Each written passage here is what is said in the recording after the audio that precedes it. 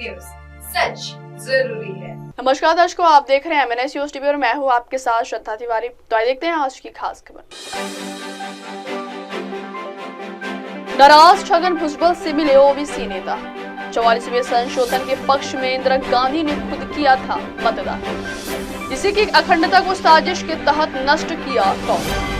तो आइए देखते हैं खबरें विस्तार से। नाराज छगन भुजबल से मिले ओबीसी नेता। महाराष्ट्र के विभिन्न हिस्सों से ओबीसी संगठनों के नेताओं ने रविवार को राकांपा के नाराज नेता छगन भुजबल से मुलाकात की। महायुति सरकार में शामिल नहीं किए जाने से भुजबल अपनी पार्टी और नेता अजित पवार से नाराज हैं।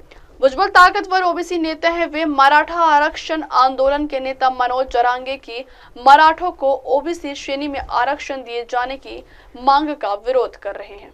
नासिक जिले के येवला विधानसभा सीट का प्रतिनिधित्व करने वाले पूर्व मंत्री विधान मंडल के शीतकालीन सत्र में शामिल नहीं हुए।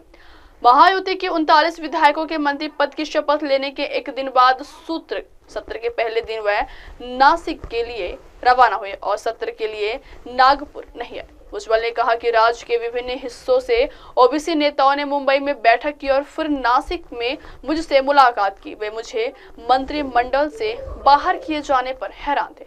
उन्होंने कहा, मैं जो भी रुख अपनाऊंगा वे उसका समर्थन करेंगे। अगली खबर। 44वें संशोधन के पक्ष में इंदिरा गांधी ने खुद किया था मतदान। कांग्रेस सांसदों के साथ मिलकर 44वें संशोधन के पक्ष में मतदान किया था। उन्होंने कहा कि 44वें संशोधन के जरिए 42वें संशोधन के माध्यम से लाए गए कई प्रावधानों को हटा दिया गया था। प्रधानमंत्री और उनके सहयोगियों ने इस तथ्य का भी जिक्र नहीं किया।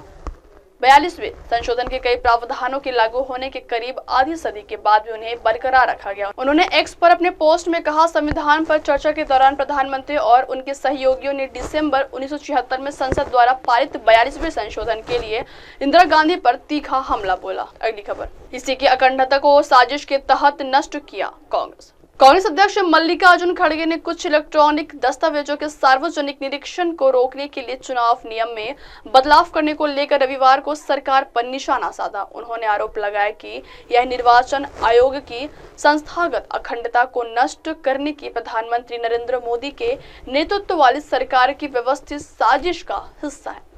खड़गे ने यह भी कहा कि मोदी सरकार द्वारा निर्वाचन आयोग की निष्ठा को जानबूझकर खत्म किया जाना संविधान और लोकतंत्र पर सीधा हमला। सरकार ने चुनाव नियम में बदलाव करते हुए सीसीटीवी कैमरा और वेबकास्टिंग फुटेज तथा उम्मीदवारों की वीडियो रिकॉर्डिंग जैसे कुछ इलेक्ट्रॉनिक दस्तावेजों के सार्वजनिक निरीक्षण को रोक दिया ताकि उनका दुरुपयोग रोका जा सके।